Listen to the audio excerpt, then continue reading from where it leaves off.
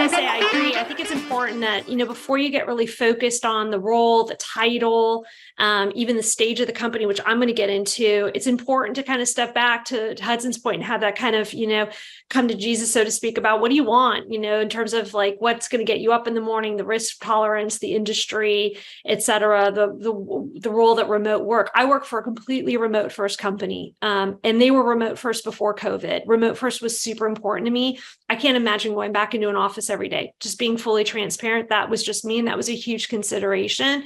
And I took that into consideration in what I was looking for and in my overall compensation. I put this matrix together because now I want to take it down another level. So for many of you, now let's assume you've done that. You've narrowed in on maybe an industry. You've started to assess your risk tolerance. You've started to look at, the areas you think you could thrive in and the overall profile of what you're looking for. The other kind of ways that I would look at this is to look at it in terms of scope of responsibility over stage. So, and by stage, I mean by ARR and by funding. Okay. So let me kind of run this through with you just a little bit, and I'm going to fill all the boxes for you. So the scope of responsibility may vary depending on the size of the business. So oftentimes, for example, if you start on the lower left, you might look for a manager role where you are running the team in the US only. You're doing customer success and onboarding, but your team size is very small because you're a Series A business. Maybe you're less than 10 million in revenue, and the risk tolerance is going to be a bit higher, but you're going to have more span of control in doing different things, which may appeal to you. But you're in one geography, and you're managing a smaller amount of revenue, right? Because this is still a Series A business, and maybe they're still looking for product market fit, right? That's going to be a big difference in your negotiating power. If you are on the upper right, which is you're a global CCO, you manage multiple teams across multiple geographies and a team size that is, 5x of the Series A business, right? So you can imagine that the compensation profiles are going to be widely different between an under 10 million funded business still looking for product market fit versus a business that's approaching 100 million, maybe pre-IPO, et cetera. I do think it can get kind of gray in the middle if you're listening to this and you're looking for a director role or a VP role, and maybe you're somewhere in the middle. Maybe your company is not a Series A, maybe they're not pre-revenue or still looking for product market fit, but they're also not at the larger end, either public or pre-IPO. I think there is a gray area. I think some of the things that you want to consider go back to this matrix, which is, what is your scope of responsibility? Are you global, or are you in a single geo? Are you managing multiple teams, i.e. services, maybe onboarding, community, sometimes customer marketing may be part of your scope, or are you exclusively customer success, right? And then again, what is the book of business? How big is it, right? In terms of dollar value, in terms of number of customers. Those are important considerations in terms of your negotiating power and the areas that you may be able to negotiate and where you might have more flexibility. I do reference funding. Not every company raises money, of course, but many do. And I think funding milestones are important because not always, but often they signify the maturity of the business and the expectations that the investors have for the company. So, and what they're maybe seeking in the maturity of the leadership that they need to take that business to the next level. And so oftentimes, in my experience, and I'm going to get to this to the next slide, I find that many companies are looking to what I call size up. So if you're like, a Series B company, you may be looking for somebody who's seen the movie, as I like to say, at a later stage.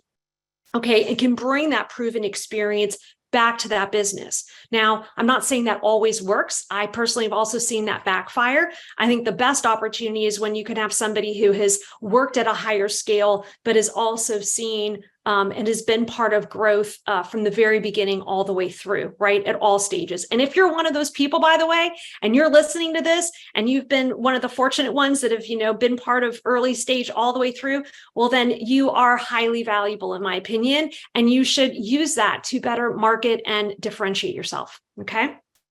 So if we go to the next slide, I talked about prior scale experience, right? That is a consideration. That is something that I feel will give you more negotiating power. And I think it's what a lot of employers are looking for. Other things that are going to influence your negotiation power is commercial responsibility. I'm not here to talk about the debate about owning a number, not owning a number. Some CS leaders own a number, some CS leaders don't own the commercial responsibilities. I'm just here to tell you, and I'm open to the debate and happy for anyone who wants to reach out to me through LinkedIn or discuss this offline.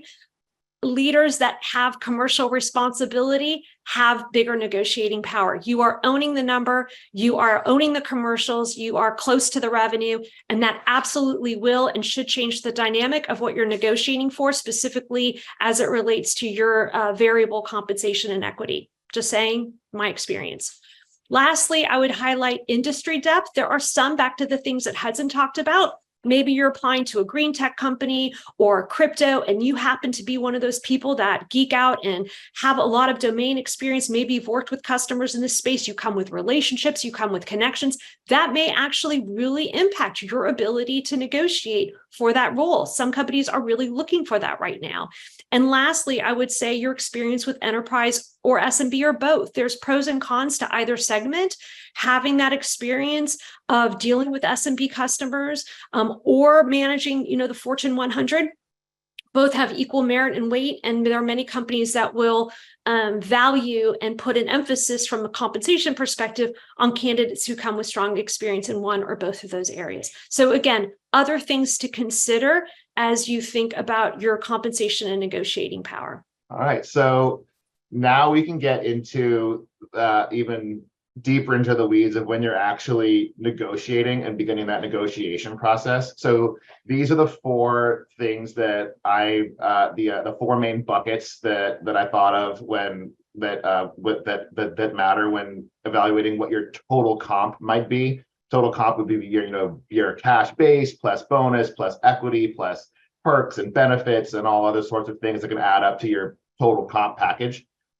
And of course, pay transparency is becoming more and more common, especially I believe it's a requirement now in California and New York, and more states are adopting this or going to be adopting it soon. And so what does pay transparency mean for your negotiating power?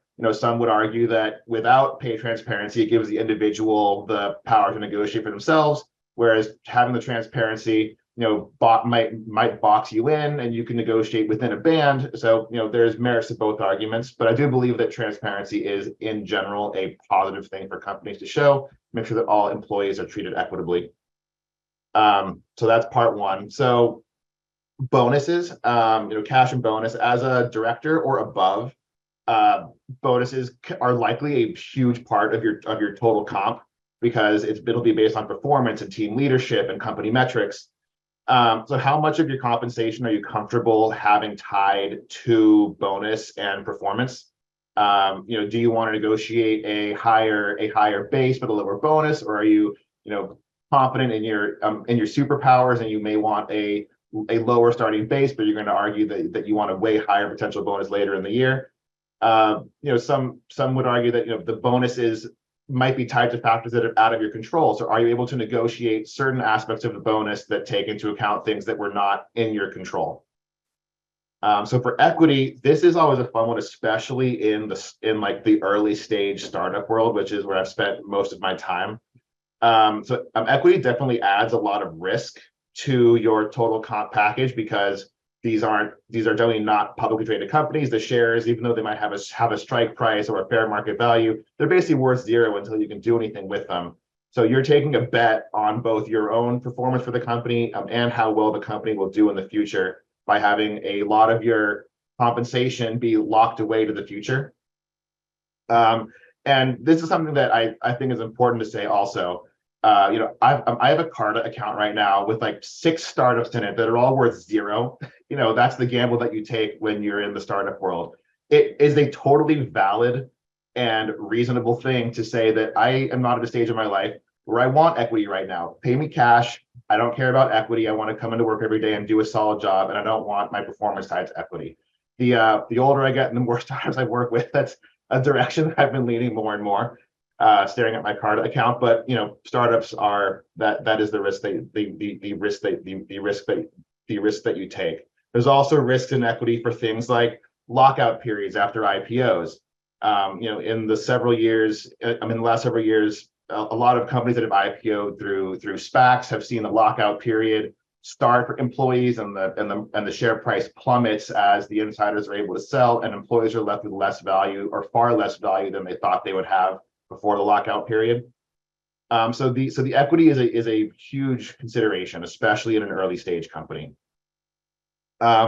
So there's also some math. So when looking at the equity multipliers, and these are very baseline, like standard equity multipliers. It will vary by industry, by company size, and everything. So take this with a grain of salt.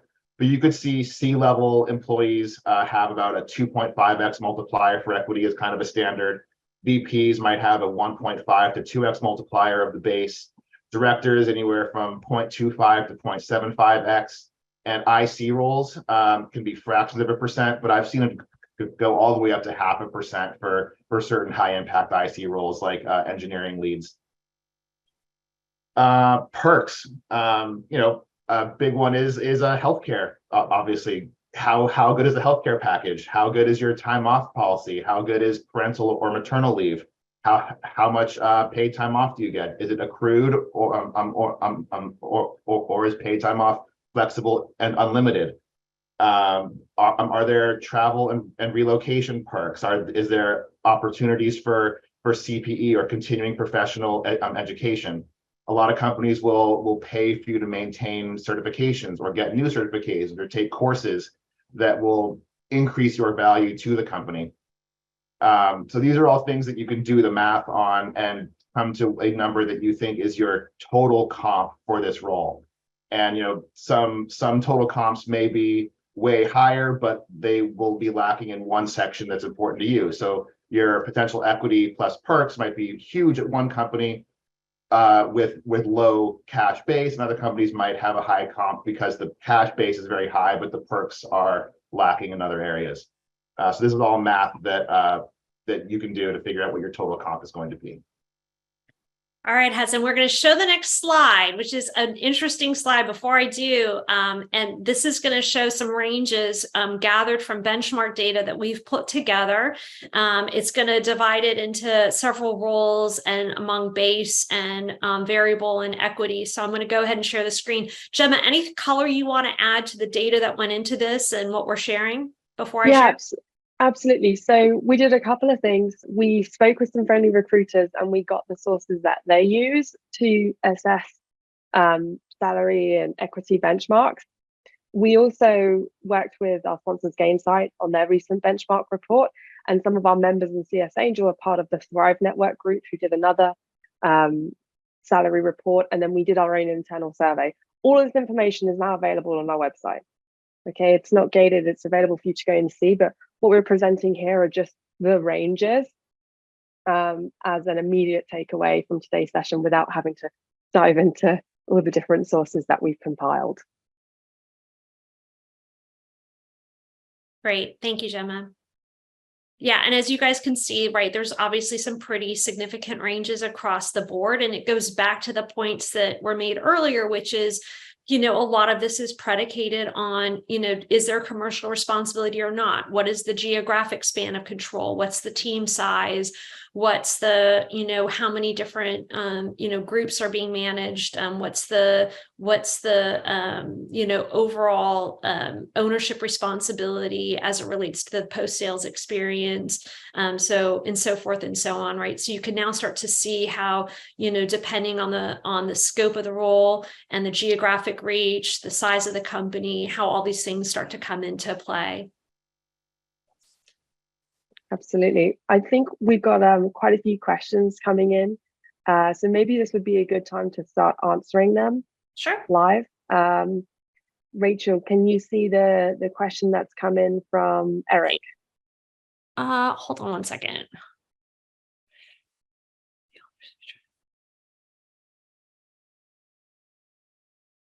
Actually, hey, Eric. So great question. And actually, Hudson and I have a slide on that. coming up. So you're kind of, you're already a step ahead. And I love that you're bringing this up. To me, you should ask for the cap table, and it's a big red flag for me if they actually don't share it. So I think that is something that so let me just be clear for those of you that maybe aren't seeing the question. Eric's asking a good question, which is, look, at the offer stage, I try to find the total shares outstanding. I would too, Eric, to understand the percentage ownership I'm being granted. Not only would I want to know that, I'd want to look at the actual cap table to see what's the preference of the different shares, what's the option pool, et cetera, et cetera. So how many private startups are not, however many, unfortunately they're not. And that goes back to culture and fit. And if they're not willing to share that, and we've got some other things that I would ask for, which again, I don't want to steal Hudson's thunder. We're going to talk about that.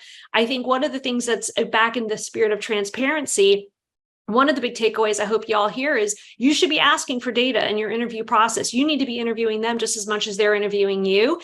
And in doing so, you're going to get a sense of the culture and the level of transparency that they have. So I'm with you, Eric. That's my answer. I do think you should ask for it. If a company doesn't give it to you, then, you have to kind of weigh that as part of, the fit for you in that business. Because then you will be a bit in the dark. As far as then how to figure that out, I mean, yeah, there's some other ways you could start to do. It's a longer conversation. I'm happy to take with you offline. There would be some other questions that I would ask to try to back into that number if they're not willing to share it with you, but then it starts to get a little complicated. Yeah. There was also a question from Mark Abrams that was related to this that I think makes sense to answer on the slide. Mark asked, how do you calculate trading cash for equity? Rather than getting an extra 10K per year, an extra 10K cash per year, but you want 2K shares of RSU, so risk versus vesting. There's some rough math on this. I actually asked one of my friends who works at a VC fund how they do this kind of math, and the math is basically that the option value minus your strike price would be the value of your grant over 4 years, which is the typical 4-year vesting schedule. And traditionally, roughly each round of investment a company gets, you might get diluted around 20 to 25%. So the basic math, let's say the cash base that you're looking for is 175K, and they want to pay you only 125K, then to get your total comp of 175, then you would want to be asking for 50K worth of equity. But that's per year, which means it'd be 250K over 4 years. So as Rachel said, you would need you would need to get the cap table to figure out what the percentages are of your equity and what the strike price is to figure out how many shares 50K per year worth of equity is. And that's how you can calculate sacrificing cash for equity roughly. Do your own math on this. I'm not a VC person, so this is just information I've received from some VC friends. Thanks, Hudson. I think it's so important to consider dilution along the way, as it really can change equity packages. So that's a great tip. We have a comment here from someone saying that it can be hard for directors to get access to cap tables, and that it might be okay, like it might be easier for CCOs to get their hands on that kind of thing. You know what? I totally agree. I think the reality is that some places who are hiring in directors, they might not have, they might not really have the time or the person who's willing to go and share their cap table. If you're a director and you're coming in as a new director reporting straight to a CEO founder, they might just not have the time to give you that information. However, if you can ask the question, always worth asking, right? It's great to know, to have that ability to know where you stand. Do we want to take maybe one or two more questions here? Okay. There was one here that the tax, it's from anonymous attendee, but they said, don't forget the tax implications of equity. Yeah. Absolutely true. If you are in a position where you can pay the upfront money to exercise your options, then the longer you hold your options, I think if it's more than a year, then you're only in the long-term capital gains tax versus the short-term capital gains tax. So what some people do is they wait until the company goes public, they are about to go public, they exercise, then immediately sell. Then you're in the short-term capital gains tax bucket, which is a lot higher tax responsibility, but less money for you up front. Or if you are, or if you have some cash burning a hole in your pocket, you can exercise early and keep exercising anytime you can. That way, you've held your options for longer, and there will be less of a tax liability later. So, more things to think about. Yeah, absolutely. And I'm just going to tackle two quick questions. So one was from Erica talking about the fact that the base salary range, taking an example of director of CS, is like quite big, like 100K to 300K is obviously very different. So what we've done here is we've looked at over 1,000 different sources, and we found the lowest and the highest. So you'll be able to sort through this information if you go on our website and click on the link. You'll be able to sort through and see where that 100K came from, like how big was that company, what was the sample size, and where the 300Ks are coming from. So you can get a better feel of what the median is or what's to be expected for a particular role that you're interested in. Another question was from There's one from Abby. Liana, also that I have a thought on. Okay. Yeah. Do you want to go ahead and do that after I just tell Sure. Abby that this data is mostly US, so that's why we're showing it in US dollars. One of our benchmark reports that we used was created by Thrive Network, and in that they have ranges broken down for non-US and Canada. So that might be helpful for you, Abby. But yeah, I mean, in the US, I would say, like, I've worked in EMEA and North America. You definitely get paid more in North America, but there's other things that you have to pay for yourself, like the healthcare, which is not a small amount of money that you have to pay on healthcare over here. All right, Hudson, I think you were going to answer. 2 seconds. So Liana Yeah. asked, how do you negotiate salary as you stay with the company longer, and with each new round, the new hires might be getting paid more than you? There's a great YouTube video by Simon Sinek on how to ask your boss for a raise. He can explain this far better than I ever could. He's articulate. I would recommend looking at the YouTube video of Simon Sinek on how to talk to your boss about asking for a promotion or a raise.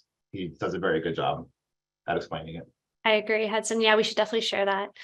You shared it with me. I thought it was great. I'll quickly answer a few other questions. Severance. I saw something come across around severance. Severance is really hard. I'll be candid with you. I think it's something that C-level executives, if you're CCOs listening, I have negotiated that, and I know other CCOs who have. I don't have any data of leaders that are not at the C-level negotiating or being successful in negotiating severance. I haven't seen that broadly. So I do think it's possible at a C-level. I haven't seen it broadly below that. That's just my own experience. And then there was a question around variable compensation. What are you seeing in terms of variable percentage relative to total comp? I think this is also where the commercial responsibility comes in. I think as a benchmark for in customer success specifically, I've seen the range anywhere from 15 to 30% of a makeup of variable, but I've seen it as high as 40 to 50% if there's included commercial responsibilities, right, including renewals and add-ons and upsells. So I think the commercial component can change the percentage of the variable if that is part of the scope of responsibility. So, and Gemma and Hudson, I don't know if you have anything to add there, if you're seeing the same thing. I agree. I am seeing the same thing. Okay. All right. I love the questions coming in. Let's continue for now, I think, and then we'll hopefully have some time at the end to take a few more. Great. Okay. All right, let's do it. All right, with that, we'll move on to the next slide. So this is kind of a little bit what we were just talking about with variable. I'm bringing back the kind of the matrix that I shared earlier, right? And so if you break down cash and equity, like we talked about, you're going to have higher equity and variable negotiating power with, smaller stage companies who may be looking to conserve cash versus, larger companies where you might be able to have more salary and bonus and or perk negotiating power over equity. Oftentimes when you come into a company, the later you come in, there's, I think, a fallacy that their equity actually can be challenging because the cap table's full. There's a lot of reasons for that. And so I think it's a misnomer to assume that equity is always easier or much more with bigger companies. I've seen that be the case, certainly, but I've also seen it not be the case. So that's something you definitely need to kind of weigh in with larger businesses. I think, if you step back, right, and Hudson talked about this, not to revisit, but it is important to really actually add up the money. It's easy to quantify cash and equity, right? Because it's just inherently numerical, right? There's a set number of shares, there's a variable comp, but I would also start to really, I think it's important though that you back into other numbers through these other areas, right? I'll give you a good example. I'm a member of Chief. And it's an incredible network. I actually have my meeting today with my chief executive women, and it's a great membership that I'm able to enjoy. And I'm able to enjoy it because I work for an amazing company that supports part of that. That's real dollars that my company is investing in my professional development, right? And so when I look at my compensation, I look at their contribution of that as part of my overall compensation, right? And so when you look at things like these other perks and bonuses, or, whether it be, other types of time off flexibility, right? You have to put, my advice to you would be to start to do that soul searching that Hudson said at the very beginning, understand what matters to you, but do assign a weighting and some financial measurement to it, because at the end of the day, it's either going to cost you or it's going to cost the business, right? That is providing this to you. It is an investment. And I think that it's a bit, especially now, I think can be myopic to just look only at cash and equity. I think it is important to kind of look broader at all the things that are contributing to your overall compensation. And there are some things too that really matter. I think I saw this maybe in the chat, but like reporting structures, other things, this might be a really big factor in your influence, in your growth potential with the business, et cetera, et cetera. So I just wanted to, call that out. Okay, and I think we have another poll now. Mm-hmm. So have you performed your own due diligence for new roles, yes or no? Again, interested to see the answers here. And this could be like, if you did any of the above, yes or no, or if you did just some of it or all of it.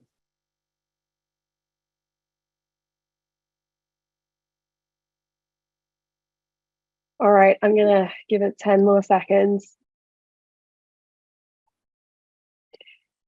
But fortunately, the results are looking pretty good here. It looks like the majority of people are doing their own due diligence. And if you're one of those people that answered no, then don't worry, we got you.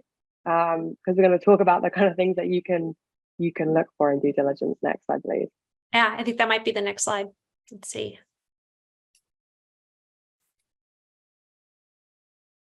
Yes, it is. Hudson, I'll let this. Cool. So I think you mentioned earlier, you won't know if you won't ask. And the worst case scenario is that you continue not to know, but you won't know it unless you ask. So asking for the cap table is always a great move, especially if equity is going to be a big part of the compensation at an early stage company or even at a later stage company. Budget, how much budget will you have to work with? What's the budget for growth? Where is budget being allocated? What are the budget priorities for the company, if they can elaborate on that? Are they willing to share any recent board decks, which can have a lot of insight into the company performance, the direction of the company, some of the challenges the company is facing and what their plans are to overcome them? What are the company top level OKRs, especially at the C-suite? What are the key metrics that the executives are focused on, that leadership is focused on, that investors are focused on, and how do those trickle down into OKRs for other departments, especially the department that you'll be a part of? A little bit less serious, but what's their travel and expense policy? Are you going to be traveling a lot? Do they cover costs? These things can add up. What's their PTO policy? What's their healthcare coverage? Whether there are other wellness benefits? These might be listed off in a offer letter, but during an interview, it's always good to just ask about these things and see if the person that you're talking to can add some color. some other questions that you might want to ask are, when do my shares vest? It's a very traditional model to have a 4-year vesting schedule with a 25-year cliff and then monthly after that. But some companies do it differently. I've been at companies where you start vesting month to month as soon as you start. I've had some companies where it's a 2-year cliff or even a 3-year cliff, and they do this with more equity but a longer cliff to get you to stay there longer and reduce churn. So it's always good to know these things. Do they have, especially for equity, again, what is the company's post-termination exercise policy? So usually if you leave a company or you're terminated, there's usually a grace period of time in which you're allowed to exercise your shares. I think the standard is around 90 days. So is that the case for this company? Because you don't want to have a bunch of things vested, but then not exercise them because you don't know what that termination exercise period is. And a final question, and this might be for people that are looking more longer term. If or when the company goes public or gets acquired, does the company know what their minimum valuation would need to be for individuals with common stock to make a profit? They might be able to share this with you. There might be math that you have to do based on the cap table and the board decks, but good questions to know, because if they sell or go public below their current value, common shareholders will not do super well. This matters more for early stage startups than for later ones, but that's where my experience is. Thank you, Hudson. There's been a couple comments about, again, sharing and what would be shared at a C level versus, a lower level. I think that's totally understandable and appropriate. I think, but again, I think these are guidelines. We know that folks that are listening are looking at a broad range of roles. But even if you wouldn't necessarily ask for a board deck, you could still ask, like, what are the high level strategic goals of the company? How are you trending against those goals? What is the performance to date? Like, just even asking some very high level questions that are probably still germane, whether it's a director or VP role, are still other ways to back into, I think, some really critical information, regardless of the role. What is the current retention rate? What's the forecasted retention rate? How are you trending against that? What's NPS like? Do you do NPS? Is it where you want it to be? Again, these are all questions that I think are fair, regardless of the role. Even if, to the point raised by the anonymous person, I think it's fair. You may not necessarily get a board deck, but those are still, I think, fair questions to ask. Yeah, I totally agree with you, Rachel. And, I would take this and just put it in my notes in my phone and make sure I'm like reflecting back on it in my own process. So I would never suggest sending someone, an email like, give me all these things. But look, the hiring process, we see if you are in transition right now, it's taking longer. There's more of that, gives you as well more of an opportunity to ask more questions. And you might not necessarily get the answer to everything, but at least if you can start to build up this story, you'll have a better understanding of how to position yourself and reinforce the value that you'll be bringing to the company. Like, hey, if they don't have very good board decks, that's maybe something that you could help them with. If they don't have a thought out travel and expense and PTO policy, and this is something that you have experience in, that's maybe something else you can help them with at a leadership level, of course. I'm talking about here, but yeah, I think just use this kind of checklist to your own advantage and make it feel like a natural conversation as you go through the interview process, not all at once at the start and not all at once at the end.